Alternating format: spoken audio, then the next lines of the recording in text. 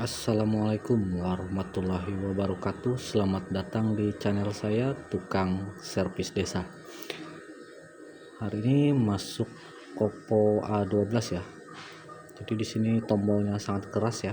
Untuk tombol volume min plus dan sini info usernya minta ganti LCD ya. Oke, jadi HP ini untuk tombol-tombolnya pada keras ya, dan usernya minta ganti LCD, dan LCD-nya juga sudah disiapkan usernya ya, dan sudah di unboxing juga. Oke, jadi HP ini tombol-tombolnya nggak berfungsi ya. Jadi HP-nya sebenarnya mau hidup ya, namun nggak bisa ditekan tombol powernya ya. Oke, langsung saja saya lakukan pembongkaran. Di sini karena backdoornya menyatu ya, lepas dulu SIM tray, kemudian lanjut buka backdoornya ya. Cari posisi yang paling mudah agar saat melakukan pembongkaran lebih mudah dan cepat ya. Namun perlu hati-hati karena di belakang backdoornya ada fleksibel fingerprint ya. Jadi pelan-pelan saja sampai semua benar-benar terbuka sedikit-sedikit, dan hati-hati ya, karena tombol ini apabila karetnya habis nanti malah pada copot semua ya untuk tombol luarnya. Oke, di sini nah ini copot ya untuk tombol-tombolnya, jadi pelan-pelan saja ya. Untung copotnya nggak jauh ya, jadi nggak banyak ya nomboknya, karena apabila stoknya nggak ada malah menunggu beberapa hari ya untuk menunggu tombolnya datang ya. Oke, di sini HP-nya ini sepertinya sudah pernah diservis, dan kayaknya kondisi di dalam tombolnya ini kayak bekas masuk air ya. Jadi HP ini sudah pernah masuk air. Oke, di sini untuk fleksibel fingerprintnya agak pendek ya, jadi hati-hati saat membuka, takutnya ketarik. Jadi pelan-pelan saja ya diangkat. Namun kayaknya HP ini memang sudah pernah diservis ya sebelumnya. Jadi segelnya sudah rusak ya untuk bagian atas, dan bagian bawah ini kayaknya masih aman ya. Oke, karena ganti LCD jadi hanya di bagian mesin atas ya yang dibuka. Lepas dulu untuk baut-bautnya, kemudian angkat tutup mesinnya ya.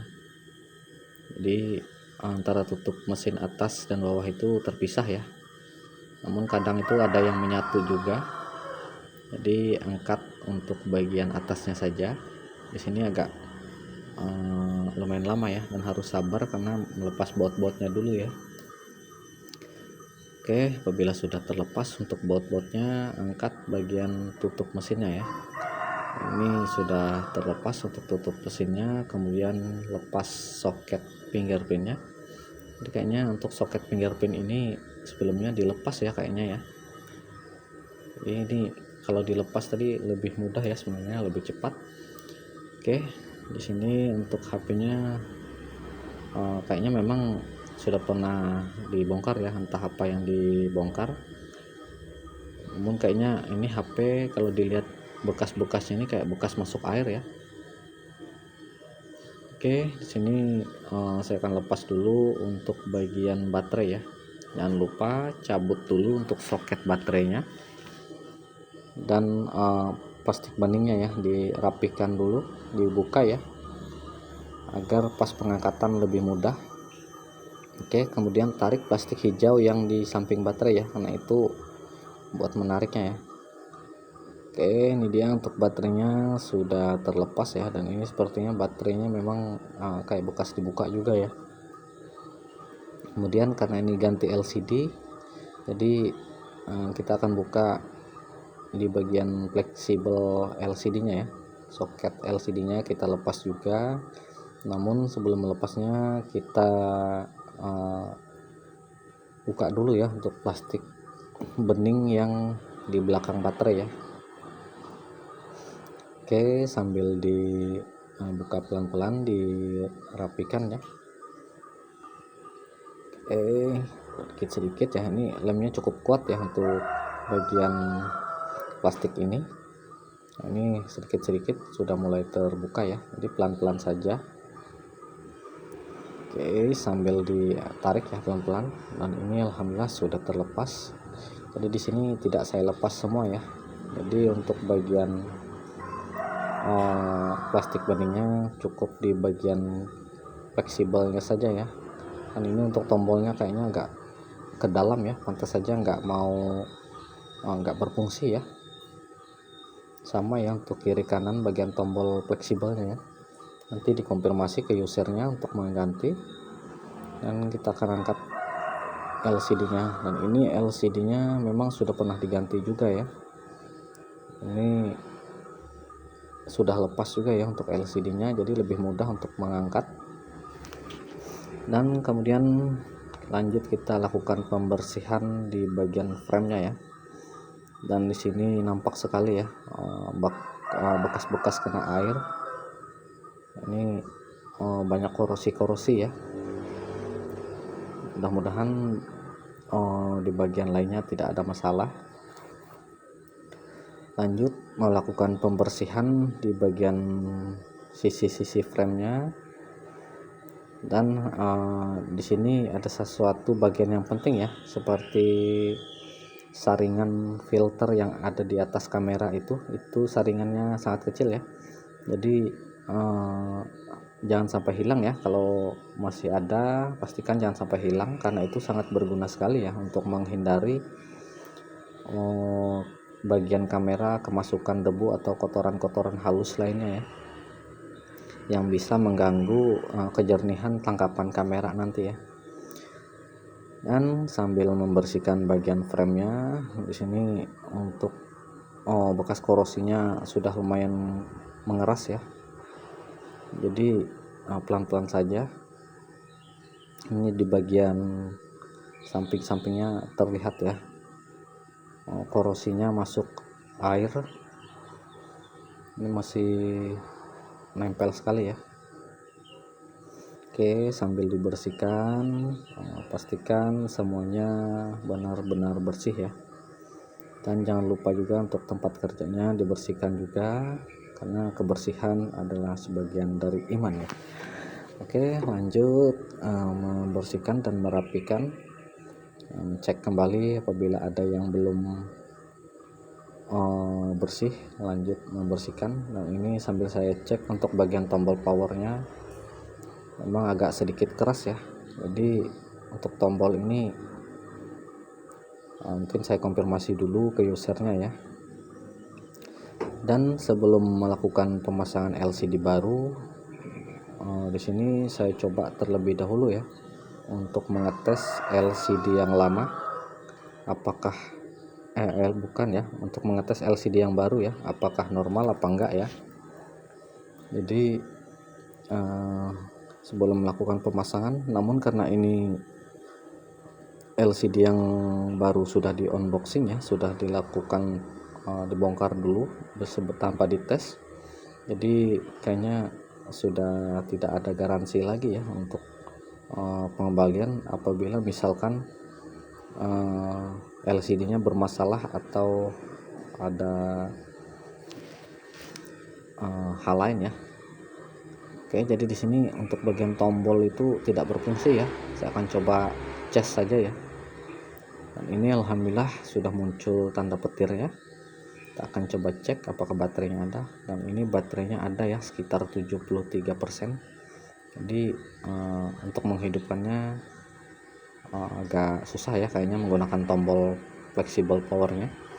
Jadi di sini saya akan langsung pasang ya untuk LCD-nya.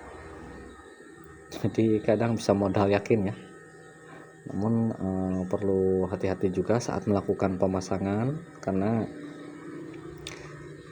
di situ ada beberapa bagian seperti plastik yang di bagian lensa kamera, di bagian kamera depan, dan plastik yang di bagian belakang kamera ya, belakang fleksibel ya.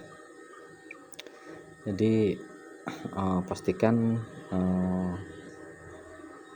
bagian-bagian itu terlepas ya, yang utamanya untuk bagian kamera ya, karena itu kalau nggak dilepas nanti malah hasil gambar jadi blur atau buram ya.